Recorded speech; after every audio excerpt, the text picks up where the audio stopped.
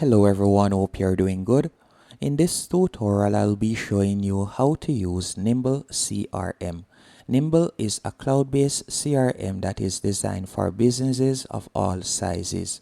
Whether you're just getting started and you're a small business or you're a large established business, you'll be able to use Nimble, as its user interface is quite clean and easy to use even for a complete beginner. And they also specialize in social media integration. As Nimble CRM, that is one of their main standout features, as it will allow you to see your contacts' social media activity and interact with them directly from within Nimble CRM. And it also offers numerous automation features, which I will be showing you later on in this tutorial, and it is also quite affordable. But before diving in, let's review what other persons that have used Nimble in the past or are currently using Nimble have to say. So to find their reviews, I went onto capterra.com, and capterra.com is a platform that numerous software users or owners go on to leave their review. And you can see that Nimble is given a 4.4 review by 1,869 users. And from here you can see Nimble is simple, smart CRM for Office 365 and G Suite. And by scrolling down, we'll be able to see they are comparing it to HubSpot CRM.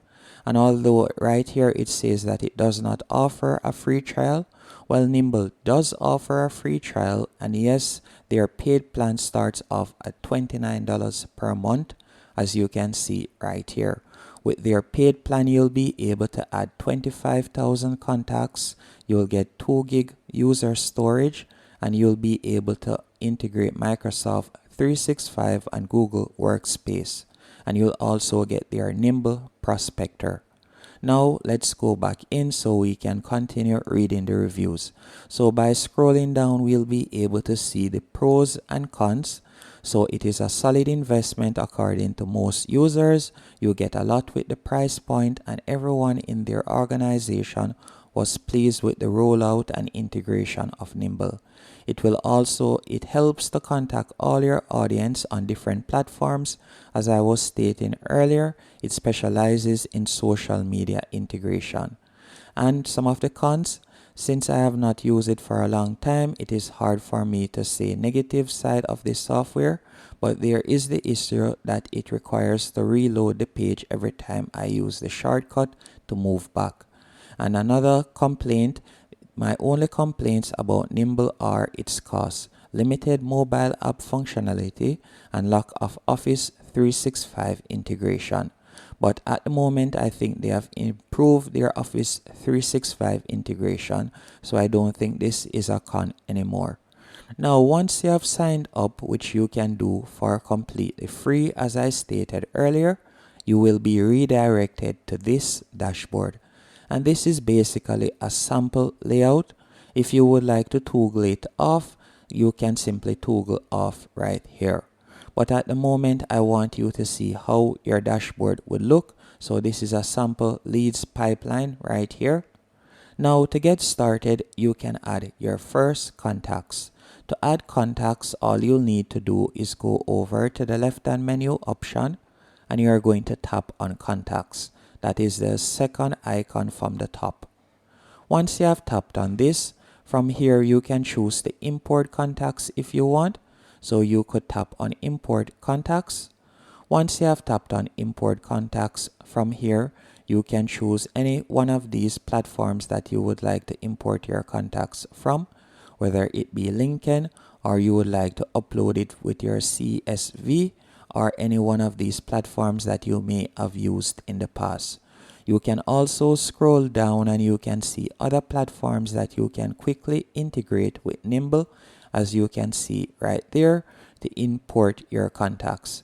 And if you would like to create your contacts directly, you can also do that using Nimble quite easily. Now let's go back over to the left-hand menu option. If I were to go over and tap on the second icon, you will be able to see all of the tasks that you have to do today. So this is a sample of how your task layout will look. To create a new task, you'll tap on create task, and from there you'll be able to add the task name. You can also add the due date, and you can choose who you would like to assign it to. And you can also add related contacts, tags, and so on, and you'll be able to save it.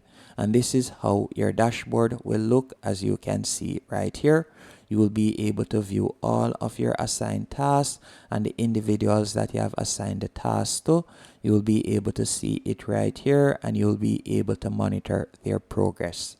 Now, by going over to the left hand menu option once more, if we were to tap on the envelope icon, from there you'll be able to view your messages, and you can also tap right here, so you'll be able to view your group messages if you have any. And you'll be able to view your activities by tapping on activities from the left hand menu option. And if you would like to add activities, you can do that by tapping on add activities in the top left hand corner. From there you can add a task, as I had shown you earlier. You can add an event. You can also tap on call, and you can also add custom activity if you want. And by going over again, you will be able to view your sales pipeline.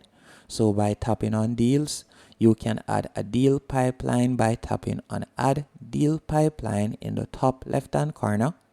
From here you can choose whether you'd like to use a template, and you can see the different categories right here. So let's say, for example, I would like to use a template. I would tap on use template.